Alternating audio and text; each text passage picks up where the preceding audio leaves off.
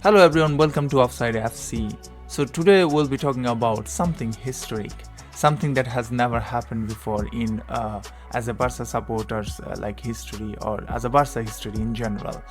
So throughout the season, how Barca is doing, we all know that. How Barca is performing, how Barca is going to be a favorite, most favorite to go to the UCL final, also potential La Liga winner, and also we won the Copa del Rey, Super Copa, and so on. And most importantly, we beat Real Madrid 3 times, our biggest rival.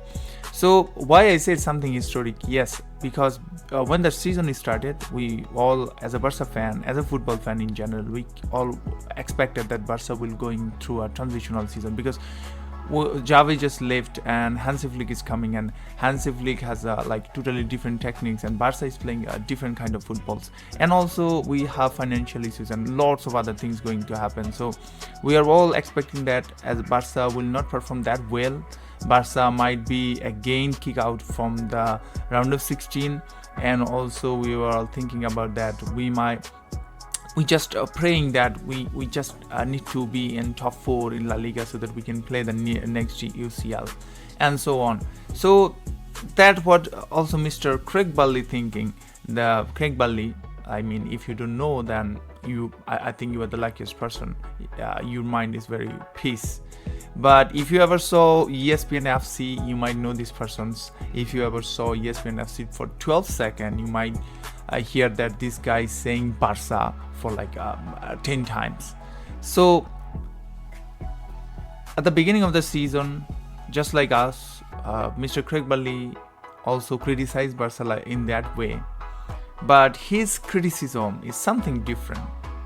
Why I said it's different, like let's say in a match Barca won something, Barca win the match in 7-0, and that Mr. Craig Burley will point out on 26 minutes Pedri make a wrong pass. That man will point out that things, and then he will talk about that Pedri is an overhyped player, Pedri doesn't know how to play. And also, I'm saying it because this is the same guy who said Pedri is the most hyped player. And let's say he will never, say something good about some Lamine Yamal. He will say, why this guy is here? Why this guy is so arrogant? And so on. First of all, let's say we were talking about football. He's a football critic. He's a journalist or a football analyst, what we can see in the ESPN. So we, as a Barca fan, we're expecting him to be more neutral persons who will say something good about it. As normal person, as a normal supporter, we might not know the analytical things about football. So we are expecting that a critic will come and then explain us what are the critical moment that happens. Let's say in a match we lose or we win. What are the reasons that we won the match, or what are the reasons we failed? But this guy will never say something good about Barca. Then these historic things happens because at the end of the season, this guy said that Barca is doing great. So which is kind of historic for as a Barca fan, and if you watch a regular ESPN. And then Barca literally prove him that okay, what you were criticizing at the beginning of the seasons, which is the word highline. So at the beginning of the season, every time Craig Burley was like, why this guy is making this high line? They're gonna be beaten very, very hard way. They're gonna be beaten 7-0, 5-0. They cannot win a league with this high line and so on.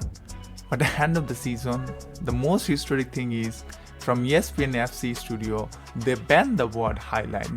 They don't say the word highline because Barca coach Hansi Flick make it that clear that okay, what he is taking, what he is decided, he thought about this. That's why he decided the things, and that's why Barca is working for Barca, and Barca is doing great in the European football. So Barca proof Craig Burley wrong. Barca make Craig Burley to say something good about Barca, who's is a religious belief to hate Barca. Now that guy, sometimes, I'm not saying still he's not fixed yet, because he's not always say the good things, even if nowadays Barca won. I believe that if Barca won the UCL or Barca won Copa del Rey, that guy will say, no, they didn't play entertaining football. They don't deserve to win it. Real Madrid was the one who are a little bit unlucky, and so on. So that's why I said it's a little bit historic to listen something from a guy whose religious belief, his spiritual belief is to hate Barca. Thank you so much for watching. See you next time.